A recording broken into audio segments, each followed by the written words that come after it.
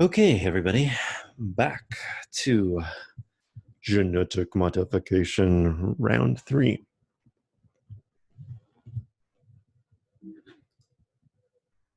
So when last we left, we discussed human nature and did a little bit of history of genetic modification. Hopefully that will be helpful in understanding this next section, which will be a bit more pragmatic. And then the last section, which will focus on some issues, which we'll talk about when we get there, having to do with the morality and therefore. Okay, what is a gene? If you asked people 100 years ago what a gene was, they would have given you a different answer. They would have said it was a basic unit of heredity. You might still get that depending on who you ask, right? Some people in some sciences now think of genes as just segments of DNA that are copied by and transcribed by RNA. Maybe even just the segments that code for proteins or could code for proteins, right? These exons, we cut them out and then we leave out the introns, right? DNA is wrapped around a bunch of times and it forms these things that are called chromosomes, named because they really, really, really like to absorb dye. So chroma, color, some, body. So it's just like a unit of heredity. It's like a unit of genetic material. Gene editing. Now, there's many different kinds of genetic editing. We've had zinc finger nucleases for decades and TALENs more recently. CRISPR only really since 2011. The differences between them don't matter, except that CRISPR is much quicker and easier to manipulate and cheaper. The way they all work is roughly something like this. You develop them to be able to recognize specific DNA sequences. So in the ZFNs, those were meticulously developed and they were very, very, very precise. With CRISPR, they can be used to find about a sequence of like 20 nucleotides, kind of like a barcode. And the first couple matter a lot and the others don't. But the point is, it needs to be able to recognize where in the genome to go, because we have 25,000 genes. Our genomes are huge, and they're in every cell, or at least most cells. So first recognize, and then you cut. So you cut that section, and you leave broken DNA. Now that might seem bad, right? So you cut DNA out of something. Maybe if you had a bad gene, you can just cut it out, cut at the beginning, cut at the end, and hope that the ends are sticky enough that they'll find each other, and your body, which is repairing DNA all the time because it keeps getting broken, will fix itself. And so if you've managed to make the right cuts, you might actually just have deleted a bad gene. On the other hand, if you were being a little bit fancier, you might find the donor DNA, and you might be able to put it in a particular location so that when the body was looking for how to fix the DNA that was damaged, it might accidentally grab this DNA that you specifically placed there. So instead of just cutting out a gene, you might replace a gene. Make sense? Now, the trite way of putting this would be that it would be one is delete and one is copy and paste. There's reasons not to think about it like that because, I mean, it's not as well honed as your Microsoft Word software, right? Like Word went through many, many iterations to get to the point where it could do what it does. We have this technology and it's still new, and There's lots of possible risks. It could identify the wrong section and cut the wrong thing. Your body could put it together the wrong way, right? So it's not as neat as just pressing Control or Alt, or sorry, Apple F. So in the ideal version of genetic therapy or genetic modification, you'd find a specific beneficial change without impacting the rest of the genome. So you take out a bunch of cells, you modify them, and then you edit them, and you put them back in. That is ideal, but there's lots of risk, right? So it's a new technology, and that's always going to have consequences. It may not be that the thing that you targeted was the only thing that mattered, so it might not be as effective as you thought it would.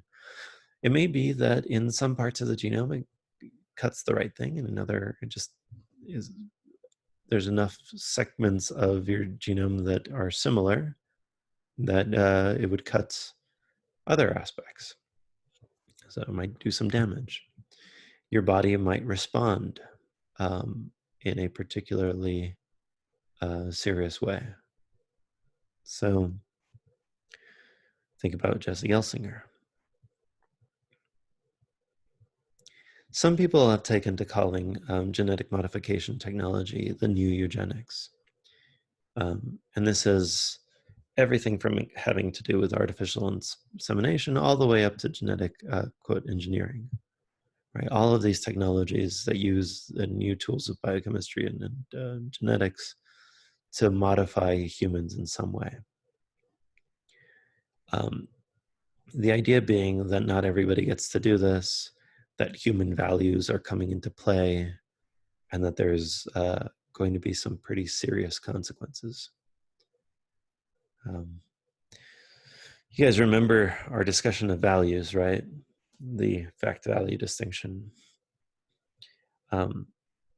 This comes into play again here, that the facts of biology will not tell you what the right approach is. There might be some genuinely tough choices to make.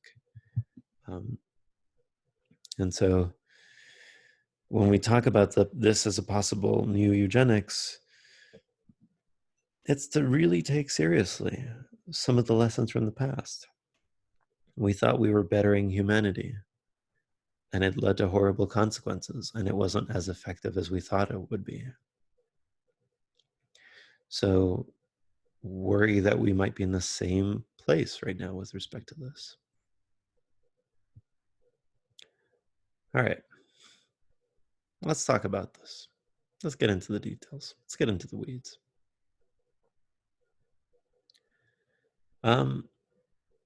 Let's talk about some arguments, right? So in a later lecture, we're going to talk about the precautionary and the proactionary principle. One of the central insights for the proactionary principle, which we'll talk about later, is that no action is itself an action. There are natural disorders, and if we treat them as inevitable, there's going to be a lot of natural evil in the world. So some people have argued that really the humanitarian approach is to modify humanity to eliminate some of these natural evils. These are the same arguments that were used for the old eugenics movement. But maybe the argument itself isn't the problem, it's the application of it. There's also the argument that we have the right to modify our bodies. We'll get into that in more detail in the next lecture. And this is just, who cares about the consequences? This is our autonomy. We should be able to do this. Some people have raised problems. They think that there's downsides that we need to take seriously. And these downsides might seem very familiar to you if you were thinking about the geoengineering section of the climate change discussion. First, we're trying to solve individual problems when sometimes it's a holistic issue. Sometimes you want to cure, let's say, obesity. There's no gene to eliminate it. It's genes plus lifestyle. There's no shortcuts. And if you take these actions, all modifications have consequences. Surgeries have real big risks. Human genetic modification might have really big negative health consequences. And those are important to take seriously and worry about. Similarly, people have argued that this is a cavalier approach. Irreversible modifications never offer better benefits than risks. I think people that make this argument have never had tattoos. Some people regret their tattoos, that's true, but others don't. It's not obvious how that one shakes out, but it is an argument people have said. Another is the fact that it tends to be people in rich, urban, industrialized countries that have access to these technologies and are the ones most likely to do it. Now, whether that's a good thing for them or a bad thing for them depends on the nature of the technology, right?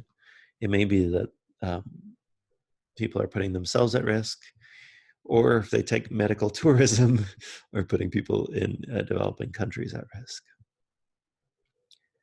A lot of these approaches have been dangerously shallow, and we haven't wrestled with some of the hardest issues. I think this is related to the piecemeal answer to a host of problems section.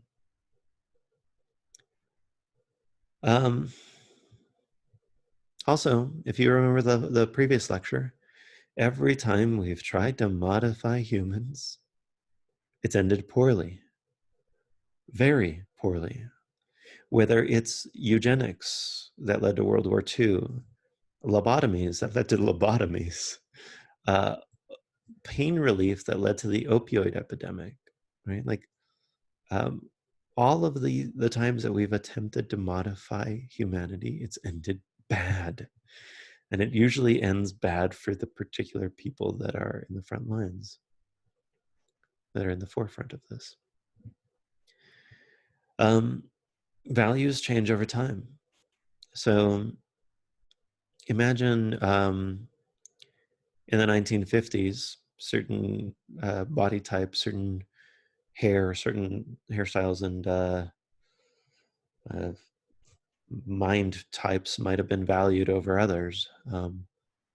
There may have been legitimate, like, human modification to eliminate entire categories of people that we now think of as valued members of society.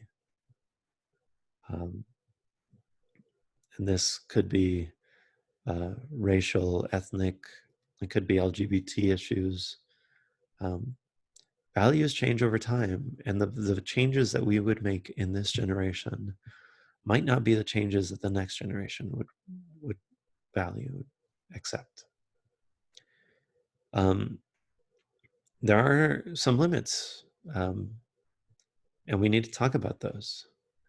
Like, would it be appropriate for some authoritarian nation to create a military caste of people that are purposefully raised to be soldiers? That might happen. That might happen. So it's important to think about this. There's also the worry about opportunity costs, right? So if we're focusing on genetic engineering, that might prevent us from exploring other kinds of interesting research that's worthwhile. And going down this path may make this path more accessible, and it might mean that we engineer more and more. In the same way that plastic surgery can lead to more plastic surgery and tattoos can lead to more tattoos, genetic engineering might lead us to these genetic cul-de-sacs. And there might be reasons to worry about those.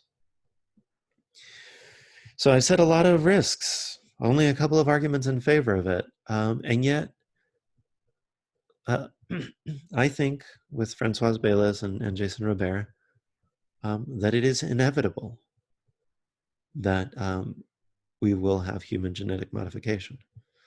It doesn't matter how strong the arguments in the previous couple of slides were. As a culture, and there are many cultures around the world, but many of them are capitalist, liberal, the researchers there seek knowledge.